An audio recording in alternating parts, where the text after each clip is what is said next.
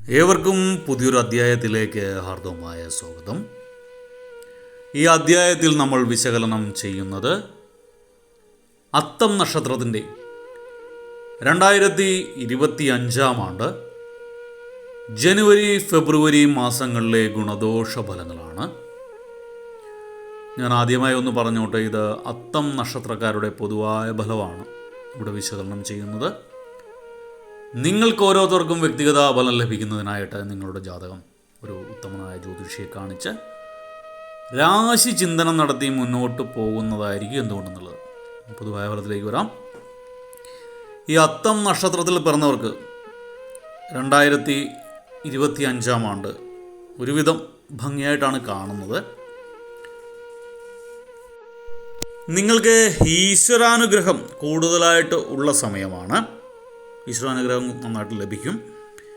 ഈ ജനുവരി ഫെബ്രുവരി മാസങ്ങളിലൊക്കെ ഭഗവാൻ നിങ്ങൾക്ക് വേണ്ടി നിങ്ങളുടെ സങ്കടങ്ങൾ കേൾക്കാനായിട്ടിരിക്കുന്ന സമയമാണ്. പ്രപഞ്ചം നിങ്ങൾക്ക് വേണ്ടി പോസിറ്റീവായിട്ട് മാറുന്ന സമയമാണ്, നല്ല സമയമാണ്.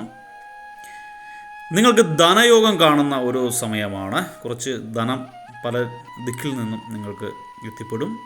ശമ്പളത്തിലൊക്കെ വർധനമുണ്ടാകും. ഉദ്യോഗസ്ഥർക്കൊക്കെ ആദിത്യ ഭഗവാന്റെ അനുഗ്രഹം കൂടുതലായിട്ടുള്ള സമയമാണ്. ഈ സമയങ്ങളിൽ നിങ്ങൾ ഞായറാഴ്ചകളിലൊക്കെ ആദിത്യ ഭഗവാനെ സ്തുതിക്കുക, സൂര്യഭജന നടത്തുകയൊക്കെ ചെയ്യുന്നത് നല്ലതായിരിക്കും.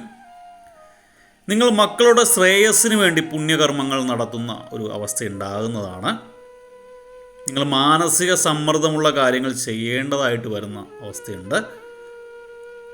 നിങ്ങൾക്ക് വാഹന ലാഭം ഉണ്ടാകുന്നതാണ്.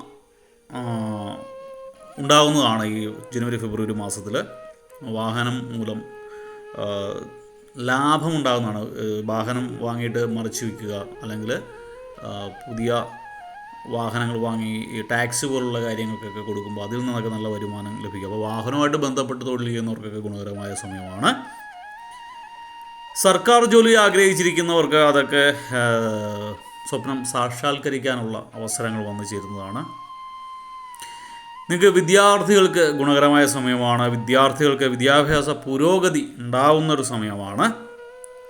നിങ്ങളുടെ അക്ഷീണമായിട്ടുള്ള പരിശ്രമം മൂലം നഷ്ടങ്ങളൊക്കെ ഒരുവിധം ഒഴിവാക്കാൻ പറ്റുന്നതാണ്. ബിസിനസ്സിൽ കുറേ നാളുകളായിട്ട് ഉണ്ടായിരുന്ന നഷ്ടങ്ങളൊക്കെ മാറ്റി ഒരു ഉണർവുണ്ടാക്കാൻ പറ്റുന്ന സമയമാണ്. അതുകൊണ്ട് ബിസിനസ്സുകാർക്കും കാലമനുകൂലമായിട്ട് കാണുന്നു. നിങ്ങളെക്കുറിച്ചുള്ള അപവാദ പ്രചരണങ്ങളൊക്കെ, നിങ്ങളെക്കുറിച്ചുള്ള ഗോസിപ്പുകളൊക്കെ നിങ്ങൾക്ക് മനോവിഷമത്തിന് ഇടയാക്കാനുള്ള സാഹചര്യം ഉണ്ടാകുന്നതാണ്. നിങ്ങൾ ദമ്പതി ഭാവത്തിലാണെങ്കിൽ അത്ര ഗുണകരമായിട്ട് കാണുന്നില്ല. ഈ അത്തം നക്ഷത്രത്തിൽ പറഞ്ഞ ദമ്പതി തമ്മിൽ, ഭാര്യ ഭർത്താക്കന്മാർ തമ്മിൽ പല വിഷയങ്ങൾക്കും ഒരു യോജിപ്പ് ഉണ്ടാകുകയില്ല. അനാവശ്യമായിട്ട് കലഹിക്കാനുള്ള സാധ്യതയുണ്ട്. മാനസികമായിട്ട് അകലാനുള്ളൊരു സാധ്യതയുണ്ട്. ഭാര്യ പറയുന്നത് ഭർത്താവോ, ഭർത്താവ് പറയുന്നത് ഭാര്യയോ അംഗീകരിക്കുകയില്ല. ഈ ഫെബ്രുവരി മാസമൊക്കെ ആകുമ്പോൾ വിദ്യാർത്ഥികൾക്ക് പഠന കാര്യങ്ങളിലൊക്കെ ഒരു താല്പര്യക്കുറവുണ്ടാകുന്നതാണ്. ഈ സമയത്തൊക്കെ നിങ്ങൾ സരസ്വതി ക്ഷേത്രം ദർശിക്കുക, അല്ലെങ്കിൽ ദേവീക്ഷേത്രം ദർശിക്കുന്നത് ഗുണകരമായിരിക്കും. ചെയ്യേണ്ട കാര്യങ്ങളൊക്കെ ഞാൻ പിന്നീട് പറയുന്നതാണ്, വഴിപാട് പറഞ്ഞു തരാം. മടി മാറാനായിട്ട് അത് ഉപകരിക്കും. നിങ്ങൾ വ്യക്തമായ തീരുമാനങ്ങൾ എടുക്കാൻ കഴിയാതെ വരുന്നൊരു സമയമാണ് ഈ ജനുവരി ഫെബ്രുവരി മാസങ്ങളിൽ. അകാരണമായിട്ട് മനസ്സ് കലുഷിതമായിരിക്കും. നിങ്ങൾക്ക് മാനസികവും ശാരീരികവുമായിട്ട് ക്ഷീണം അനുഭവിക്കേണ്ട സാഹചര്യം വന്നുപെടുന്നുണ്ട്. ഇപ്പോൾ ജനുവരി ഫെബ്രുവരി മാസത്തിൽ മാനസിക സമ്മർദ്ദമൊക്കെ നിങ്ങൾക്ക് കൂടുതലായിരിക്കും. ശാരീരികമായിട്ട് ചില വിഷമതകൾ കാണുന്നുണ്ട്. നിങ്ങൾ സാമ്പത്തിക കാര്യങ്ങളുമായിട്ട് ബന്ധപ്പെട്ട് ഉറ്റമിത്രങ്ങളുമായിട്ട് അഭിപ്രായ വ്യത്യാസം ഉണ്ടാകാനുള്ള സാധ്യതയുണ്ട്. ചിലർക്കൊക്കെ ഭാര്യയുടെ സ്വത്തുക്കളൊക്കെ കൈവശം വന്ന് ചേരുന്നതിന് ചില നിയമ നടപടികളൊക്കെ സ്വീകരിക്കേണ്ടതായിട്ടൊക്കെ വരുന്നൊരു അവസ്ഥയുണ്ട്. ഉദ്യോഗസ്ഥർക്ക് കാലം അനുകൂലമാണ്. ശമ്പള വർധനവ് ഞാൻ നേരത്തെ പറഞ്ഞു. അതോടൊപ്പം തന്നെ മേലുദ്യോഗസ്ഥൻ്റെ പ്രശംസ ലഭിക്കാനുള്ള സാധ്യതയുണ്ട്.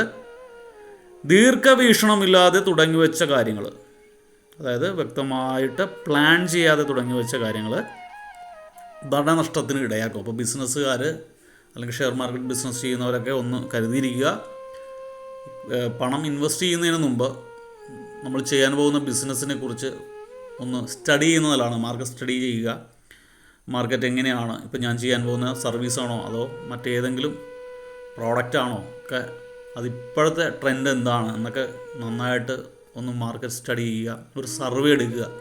അതൊക്കെ കഴിഞ്ഞ ശേഷം മാത്രം അത് ഇംപ്ലിമെൻറ്റ് ചെയ്യുക. അല്ലാതെ കുറേ കാശിറക്കി കഴിഞ്ഞാൽ പണം കടൽ കായങ്ങളിലാക്കിയതുപോലെ ആവും എന്നല്ലാതെ അതിൽ നിന്ന് റിട്ടേൺ ഒന്നും കിട്ടത്തില്ല.